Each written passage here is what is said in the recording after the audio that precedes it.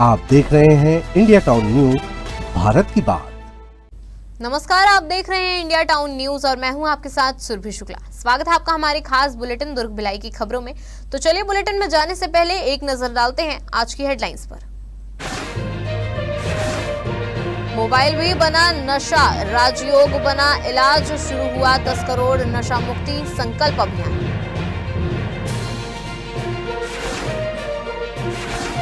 बढ़े बिजली बिल पर आपका प्रदर्शन, रिसाली में बिजली विभाग का घेराव, स्मार्ट मीटर पर फूटा लोगों का गुस्सा।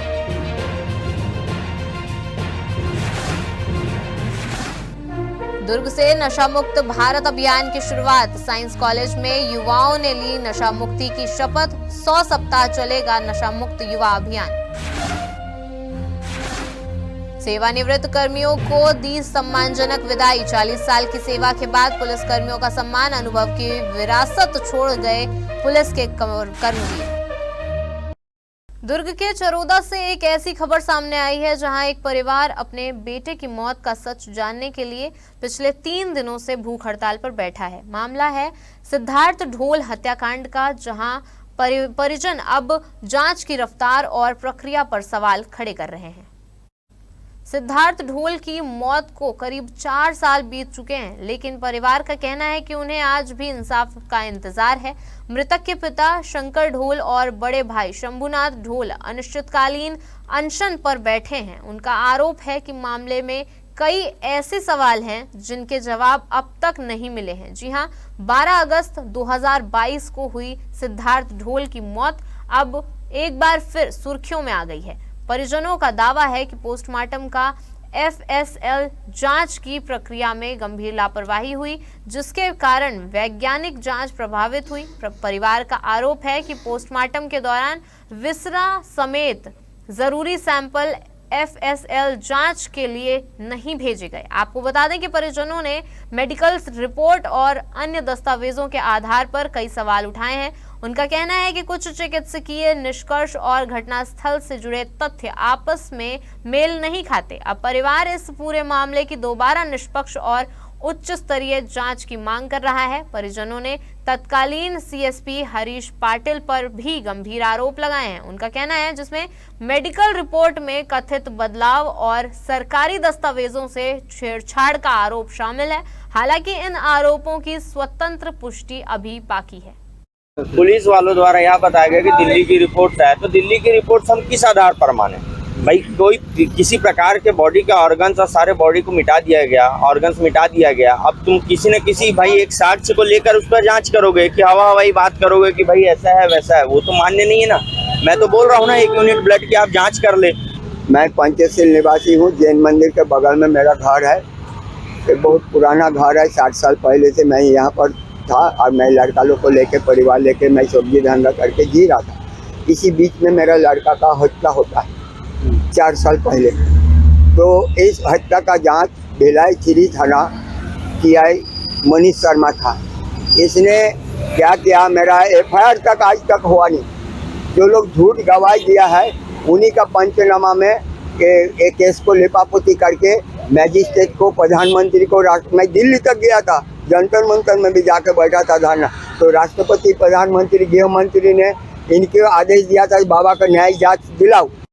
भिलाई के आनंद सरोवर बघेरा में नशे के खिलाफ एक अनोखी पहल देखने को मिली। यहाँ सिर्फ शराब और तंबाकू ही नहीं बल्कि मोबाइल और इंटरनेट की लत को भी नशा बताते हुए लोगों को जागरूक किया गया। प्रजापिता ब्रह्म कुमारी ईश्वरीय विश्वविद्यालय में 10 करोड़ नशा मुक्ति प्रतिज्ञा महाअभियान का शुभारंभ कैबिनेट मंत्री गजेंद्र यादव ने दीप प्रज्वलित कर किया। 6 से 20 अगस्त तक चलने वाले इस अभियान में रोज राजयोग मेडिटेशन को नशा मुक्त जीवन का प्रभावी उपाय बताया गया। कार्यक्रम में संभागायुक्त सत्यनारायण राठौर समेत कई गणमान्य नागरिक मौजूद रहे। इस मौके पर मुख्य अतिथि गजेंद्र यादव ने कहा कि नशा मुक्त भारत की शुरुआत परिवार से होती है। उन्होंने माता पिता से बच्चों के साथ संवाद बढ़ाने और मोबाइल के अत्यधिक उपयोग से बचाने की अपील की। वहीं BK रूपाली ने कहा कि आज डिजिटल एडिक्शन भी समाज के लिए बड़ी चुनौती बन चुका है और राजयोग मेडिटेशन मानसिक शांति और आत्मबल बढ़ाने का सशक्त माध्यम है। संभागायुक्त सत्यनारायण राठौर ने कहा कि मनुष्य जीवन दुर्लभ है, इसे नशे में बर्बाद नहीं करना चाहिए। एसपी एसटीएफ जयंत वैष्णव ने भी कहा कि नशे से मुक्ति के लिए मन का मजबूत और शांत होना जरूरी है, जिसमें राजयोग महत्वपूर्ण भूमिका निभा सकता है। जी हां, आपको बता दें कि इसी कड़ी में कार्यक्रम के अंत में सभी ने स्वयं नशा मुक्त रहने और कम से कम एक व्यक्ति को नशे से मुक्त कराने का संकल्प लिया। संदेश साफ था, नशे से आजादी सिर्फ पदार्थों से नहीं बल्कि हर उस आदत से जरूरी है जो जीवन और परिवार को कमजोर करती है। भिलाई में युवती का पीछा कर छेड़छाड़ करने और सोशल मीडिया के जरिए मानसिक प्रताड़ना देने वाले फरार आरोपी को नेवई पुलिस ने हरियाणा से गिरफ्तार कर लिया है। जी हां, आपको बता दें कि आरोपी पर युवती और उसके परिवार की निजी तस्वीरों का गलत इस्तेमाल कर आपत्तिजनक पोस्ट करने और अश्लील संदेश भेजने का आरोप लगा है। मामले में थाना नेवई में पीड़िता की शिकायत के आधार पर जांच शुरू की गई थी। पुलिस के मुताबिक आरोपी सूरज सिंह करीब 3 साल पहले नेवई भाठा क्षेत्र में किराए के मकान में रहता था। इसी दौरान वह पीड़िता का स्कूल आते जाते पीछा करता था और परेशान करता था। इसके बाद आरोपी ने सोशल मीडिया प्लेटफॉर्म इंस्टाग्राम का सहारा लेकर पीड़िता के भाई को अभद्र संदेश भेजे और परिवार की निजी तस्वीरों का दुरुपयोग कर आपत्तिजनक टिप्पणियां पोस्ट की। जांच के दौरान पुलिस ने इंस्टाग्राम स्क्रीनशॉट समेत डिजिटल साक्ष्यों को जुटाया और तकनीकी जांच के जरिए आरोपी की लोकेशन ट्रेस की। लंबे प्रयासों के बाद पुलिस टीम ने आरोपी सूरज सिंह को बल्लभगढ़ फरीदाबाद हरियाणा से गिरफ्तार कर लिया। दुर्ग जिले में चोरी की वारदातों पर लगाम लगाने पुलिस का अभियान लगातार जारी है। इसी कड़ी में उतई पुलिस ने हाई टेंशन टावर निर्माण सामग्री चोरी करने वाले गिरोह का पर्दाफाश करते हुए 5 आरोपियों को गिरफ्तार किया है। पुलिस ने आरोपियों के कब्जे से चोरी का माल भी बरामद कर लिया है। दरअसल ग्राम डुंडेरा में हाई टेंशन टावर निर्माण का काम चल रहा था, जहां कंपनी द्वारा अस्थायी स्टोर बनाकर टावर के जरूरी पार्ट्स और फिटिंग सामग्री रखी गई थी। इसी स्टोर को चोरों ने निशाना बनाया और करीब 35,000 रुपए कीमत के ब्रेसिंग एंगल और जॉइंट हैंगर फिटिंग जैसे सामान पार कर दिए। मामले की शिकायत कंपनी के साइट इंचार्ज नीतीश कुमार सिन्हा ने उतई थाने में दर्ज कराई थी। शिकायत मिलते ही पुलिस ने जांच शुरू की और संदेहियों की पहचान कर उन्हें हिरासत में लिया। पूछताछ में आरोपियों ने खुलासा किया कि उन्होंने छोटे हाथी वाहन की मदद से चोरी की वारदात को अंजाम दिया था। चोरी किए गए हाई टेंशन पावर के पार्ट्स को कबाड़ी के पास बेचने की तैयारी थी, लेकिन इससे पहले ही पुलिस ने पूरे मामले का खुलासा कर दिया। पुलिस ने आरोपियों की निशानदेही पर चोरी की सामग्री बरामद कर ली है। गिरफ्तार आरोपियों में विक्रम सिंह, बिट्टू यादव, नेक सिंह, नरेंद्र कुमार और मनोज उर्फ मन्नू गुप्ता शामिल हैं। सभी आरोपियों को न्यायालय में पेश किया गया, जहां से उन्हें न्यायिक रिमांड पर केंद्रीय जेल दुर्ग भेज दिया गया। किसी बच्चे के कंधे पर टंगा स्कूल बैग सिर्फ किताबों का बोझ नहीं होता, बल्कि उसमें उनके सपने और बेहतर भविष्य की उम्मीद भी छिपी होती है।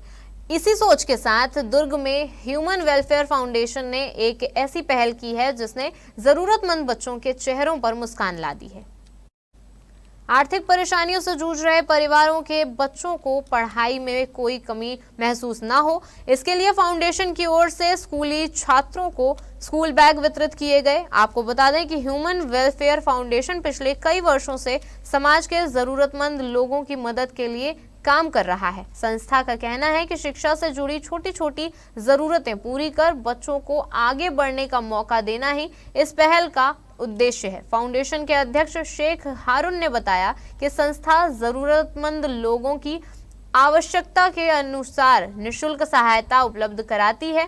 बच्चों की शिक्षा सामग्री से लेकर दिव्यांगजनों के लिए व्हीलचेयर, कान की मशीन और अन्य जरूरी सुविधाएं भी संस्था की ओर से मुहैया कराई जाती है। दरअसल फाउंडेशन का मानना है कि मदद सिर्फ सामान बांटने तक सीमित नहीं होनी चाहिए, बल्कि किसी के जीवन में आगे बढ़ने की उम्मीद पैदा करनी चाहिए।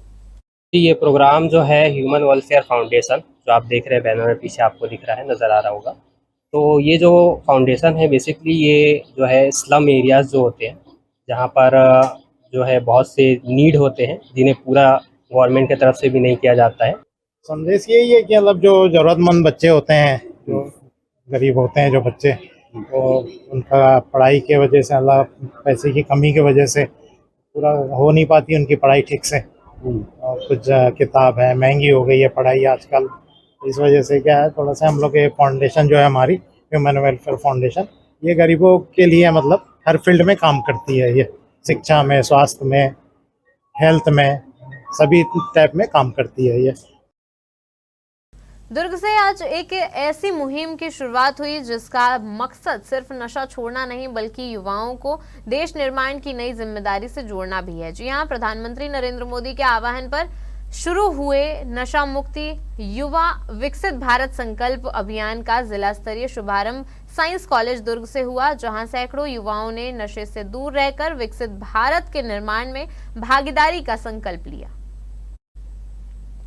दुर्ग में आयोजित कार्यक्रम में दुर्ग ग्रामीण विधायक ललित चंद्राकर मुख्य अतिथि के रूप में शामिल हुए। कार्यक्रम में छात्र छात्राएं, शिक्षक, स्वयंसेवी संगठन और विभिन्न युवा संगठनों के पदाधिकारी प्रतिनिधियों ने बड़ी संख्या में भाग लिया। कार्यक्रम के दौरान प्रधानमंत्री नरेंद्र मोदी ने नई दिल्ली से वर्चुअल माध्यम से देश भर के युवाओं को संबोधित करते हुए 100 सप्ताह तक चलने वाले राष्ट्रव्यापी जन जागरूकता अभियान का शुभारंभ किया। उन्होंने कहा कि नशा केवल एक व्यक्ति नहीं बल्कि पूरे परिवार और समाज को प्रभावित करता है। साइंस कॉलेज के सभागार में मौजूद युवाओं ने प्रधानमंत्री का संबोधन लाइव देखा और नशा मुक्त भारत के संकल्प के साथ अभियान से जुड़ने का संकल्प लिया। इसके बाद विधायक ललित चंद्राकर ने सभी उपस्थित लोगों को नशा मुक्ति की शपथ दिलाई। आपको बता दें कि युवाओं को नशीले पदार्थों के शारीरिक, मानसिक, सामाजिक और आर्थिक दुष्प्रभावों की जानकारी देते हुए स्वास्थ्य जीवन शैली अपनाने, सकारात्मक सोच विकसित करने और राष्ट्र निर्माण में सक्रिय भूमिका निभाने का संदेश दिया गया। दरअसल 100 सप्ताह तक चलने वाला यह अभियान सिर्फ जागरूकता तक सीमित नहीं रहेगा बल्कि युवाओं को नशे के खिलाफ जन आंदोलन का हिस्सा बनाकर विकसित भारत के संकल्प को मजबूत करने की दिशा में महत्वपूर्ण पहल माना जा रहा है। तो चलिए अब वक्त हो चुका है एक छोटे से ब्रेक का। बने रहिए इंडिया टाउन न्यूज के साथ। क्या आप बाल झड़ने से परेशान हैं? अब अपनाइए प्रकृति की शक्ति, पाइए घने चमकदार बाल और खूबसूरत दमकती त्वचा। प्रकृति का वरदान Rukhsana shine herbal beauty combo kit, प्राकृतिक जड़ी बूटियों से तैयार। अब पाइए खूबसूरत चमकते बाल और त्वचा। हर्बल गुणों से भरपूर ये कॉम्बो आपके बालों और त्वचा की देखभाल में मदद करता है। अब उपलब्ध Amazon, फ्लिपकार्ट और नीचे दिए गए लिंक पर अभी ऑर्डर करें और हर्बल केयर का अनुभव लें। दुर्ग जिले में सड़क पर मनमानी करने वाले वाहन चालकों के खिलाफ यातायात पुलिस ने बड़ा अभियान चलाया है। आपको बता दें कि अब हेलमेट से लेकर सीट बेल्ट तक छोटी छोटी लापरवाहियों को नजरअंदाज नहीं किया जा रहा है। ट्रैफिक पुलिस की सख्ती का अंदाजा इसी बात से लगाया जा सकता है कि महज 7 दिनों में 6592 वाहन चालकों पर कार्रवाई की जा चुकी है। सड़क हादसों पर लगाम लगाने और लोगों की सुरक्षा को लेकर दुर्ग यातायात पुलिस ने जिले भर में विशेष चेकिंग अभियान चलाया। शहर के प्रमुख चौक चौराहों, नेशनल हाईवे, बाजार क्षेत्रों और दुर्घटना संभावित इलाकों में पुलिस की टीम लगातार मुस्तैद रही। इस दौरान नियमों को ताक पर रखकर वाहन चलाने वालों पर कार्रवाई की गई। बिना हेलमेट, बिना सीट बेल्ट, नो पार्किंग, 3 सवारी, तेज रफ्तार और शराब के नशे में वाहन चलाने जैसे मामलों में पुलिस ने चालान काटे हैं। आपको बता दें कि आंकड़ों के मुताबिक सबसे ज्यादा कार्रवाई बिना हेलमेट, नो पार्किंग, बिना सीट बेल्ट और 3 सवारी के मामलों में हुई है। पुलिस का कहना है कि ये वही लापरवाहियां हैं जो सड़क हादसों में जानलेवा साबित होती हैं। दरअसल यातायात पुलिस ने साफ कर दिया है कि अभियान केवल चालान वसूली तक सीमित नहीं रहेगा बल्कि लोगों में सड़क सुरक्षा के प्रति जिम्मेदारी की भावना पैदा करना इसका मुख्य उद्देश्य है। भिलाई के कुम्हारी थाना क्षेत्र से रिश्तों को शर्मसार कर देने वाला मामला सामने आया है। पत्नी के चरित्र पर शक के चलते पति ने कथित तौर पर उसकी हत्या कर दी थी। वारदात के बाद पुलिस ने तत्काल कार्रवाई करते हुए आरोपी पति को गिरफ्तार कर लिया है। जानकारी के अनुसार प्रार्थी ईश्वर यादव ने कुम्हारी थाने में रिपोर्ट दर्ज कराई कि उसका बड़ा भाई घनश्याम यादव अपनी पत्नी दुर्गा यादव के चरित्र को लेकर संदेह करता था। इसी बात को लेकर विवाद इतना बढ़ गया कि आरोपी ने घर का दरवाजा अंदर से बंद कर पत्नी पर धारदार हथियार से हमला कर दिया, जिससे उसकी मौत हो गई। आपको बता दें, घटना की सूचना मिलते ही कुम्हारी थाना पुलिस मौके पर पहुंची और तत्काल कार्रवाई करते हुए आरोपी घनश्याम यादव को गिरफ्तार कर लिया। पुलिस ने घनश्याम को घटनास्थल की जांच के बाद शव पंचनामा और पोस्टमार्टम की कार्रवाई पूरी कराई। वहीं पुलिस ने आरोपी के कब्जे से हत्या में इस्तेमाल धारदार हथियार भी बरामद कर लिया है। मामले में अपराध दर्ज कर जांच पूरी करने के बाद आरोपी को न्यायालय में पेश किया गया, जहां से उसे न्यायिक रिमांड पर भेज दिया गया है। फिलहाल पुलिस पूरे मामले की जांच कर रही है। दुर्ग जिले में अपराधियों पर पुलिस का शिकंजा लगातार कसता जा रहा है। जी हां, आपको बता दें कि घर में हुई चोरी की वारदात को उतई पुलिस ने महज 24 घंटे के अंदर सुलझाते हुए 3 आरोपियों को गिरफ्तार कर लिया है। पुलिस ने आरोपियों के कब्जे से चोरी का सामान और वारदात में इस्तेमाल की गई बाइक भी बरामद कर ली है। मामला उतई थाना क्षेत्र के आजाद चौक का है, जहां रहने वाले लुमेश कुमार चक्रधारी ने अपने घर में चोरी की शिकायत दर्ज कराई थी। शिकायत के मुताबिक चोरों ने घर के पीछे के दरवाजे की कुंडी निकालकर अंदर प्रवेश किया और पीतल के बर्तन समेत पूजा कक्ष में रखी नकदी पर भी हाथ साफ कर दिया। मामला दर्ज होते ही उतई पुलिस ने जांच तेज कर दी है। आपको बता दें कि पुलिस टीम ने इलाके में सक्रिय संदिग्धों की पहचान शुरू की और पूछताछ के दौरान 3 युवकों तक पहुंची और इसके बाद आपको बता दें कि सख्ती से पूछताछ करने पर आरोपियों ने चोरी की वारदात को अंजाम देना कबूल कर लिया। पुलिस ने आरोपियों की निशानदेही पर चोरी का सामान बरामद कर लिया। साथ ही घटना में इस्तेमाल मोटरसाइकिल भी जब्त की गई। गिरफ्तार आरोपियों की पहचान शुभम कुमार विश्वकर्मा, सूर्यकांत उर्फ अमन महार और लव कुमार साहू के रूप में हुई है। आपको बता दें, फिलहाल तीनों आरोपियों को न्यायालय में पेश किया गया, जहां से उन्हें न्यायिक रिमांड पर भेज दिया गया है। दुर्ग पुलिस परिवार ने आज उन कर्मवीरों को सम्मान के साथ विदाई दी, जिन्होंने अपनी जिंदगी के 4 दशक से भी ज्यादा समय कानून व्यवस्था की सेवा में समर्पित कर दिए। पुलिस विभाग से सेवानिवृत्त हो रहे अधिकारियों और कर्मचारियों के सम्मान में आयोजित समारोह भावनाओं और यादों से भरा रहा। समारोह में उप निरीक्षक सौमित्र भोई, सहायक उप निरीक्षक रोहित मरकाम और सहायक उप निरीक्षक ताल सिंह को उनके लंबे और समर्पित सेवा काल के लिए सम्मानित किया गया। कार्यक्रम की शुरुआत उप पुलिस महानिरीक्षक और वरिष्ठ पुलिस अधीक्षक दुर्ग विजय अग्रवाल ने सेवानिवृत्त अधिकारियों और उनके परिवारों का पुष्पगुच्छ भेंट कर स्वागत करते हुए किया। आपको बता दें, इस दौरान करीब 35 से 40 वर्षों तक पुलिस की वर्दी पहनकर जिम्मेदारियों का निर्वहन करने वाले अधिकारियों ने अपने सेवा काल के अनुभव साझा किए। इस मौके पर एसएसपी विजय अग्रवाल ने कहा कि इन अधिकारियों की निष्ठा, अनुशासन और समर्पण दुर्ग पुलिस की अमूल्य विरासत है। उन्होंने कहा कि सेवानिवृत्त केवल सेवा का अंत नहीं, बल्कि अनुभवों की उस पूंजी का सम्मान है जो आने वाली पीढ़ी के पुलिसकर्मियों को मार्गदर्शन देती रहेगी। महिला से छेड़छाड़ के मामले में स्मृतिनगर पुलिस ने तेजी दिखाते हुए आरोपी को गिरफ्तार कर लिया है। पुलिस ने घटना के बाद सीसीटीवी फुटेज और तकनीकी साक्ष्यों की मदद से आरोपी की पहचान की और उसे हिरासत में लेकर कार्रवाई की। जानकारी के अनुसार पीड़िता अपनी सहेलियों के साथ मॉडल टाउन स्थित शनि मंदिर के पास एक चाय दुकान पर मौजूद थी। इसी दौरान आरोपी हेमंत क्षत्रिय वहां पहुंचा और महिला के साथ कथित रूप से अभद्र व्यवहार करते हुए छेड़छाड़ की। पीड़िता की शिकायत पर स्मृतिनगर पुलिस चौकी में तत्काल का मामला दर्ज किया गया।